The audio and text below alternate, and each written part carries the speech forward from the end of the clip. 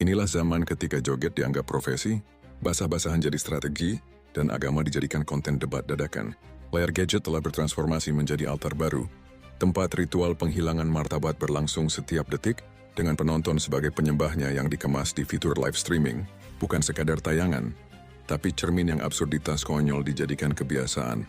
Chico Blade menyebut ini era transaksi martabat, di mana kehormatan tak dijaga, tapi dijual dalam frame. Sebelum kalian baper, mari simak realita. Karena data ini bukan opini Chico Blade, tapi potret dari kaca yang sudah lama kalian pecahkan sendiri.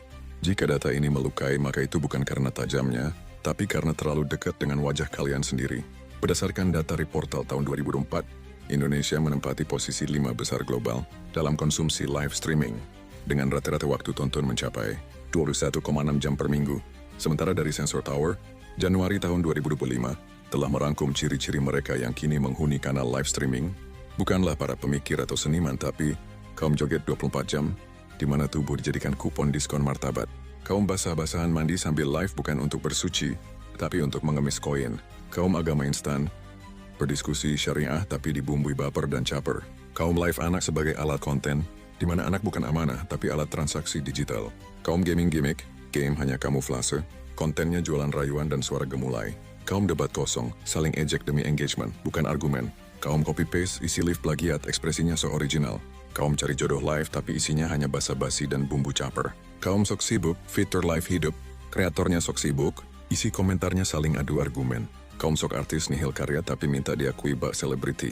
Dari fenomena ini, berdasarkan laporan dari Komnas Perlindungan Anak tahun 2024, meningkatnya eksploitasi anak dalam live streaming sebesar 21% dari tahun sebelumnya. Banyak diantaranya dilakukan secara sukarela oleh orang tua sendiri.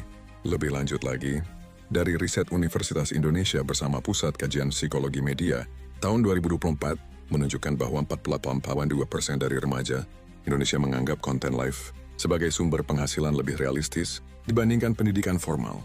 Apa artinya? Ketika logika kalah oleh GIF, maka live streaming bukan lagi hiburan, tapi jalur pelarian dari akal sehat. Dan netizen yang memberi GIF dengan dalih kemanusiaan adalah sponsor utama mereka.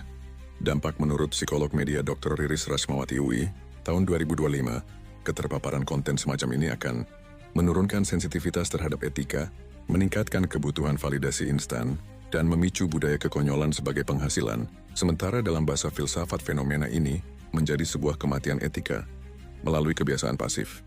Dan martabat bukan lagi hal suci, tapi aset cair yang bisa ditukar koin, top up, atau view. Maka masyarakat tak lagi berpikir apakah ini benar, tapi apakah ini menghibur. Chico Blade menyebut ini budaya giftifikasi, di mana setiap tingkah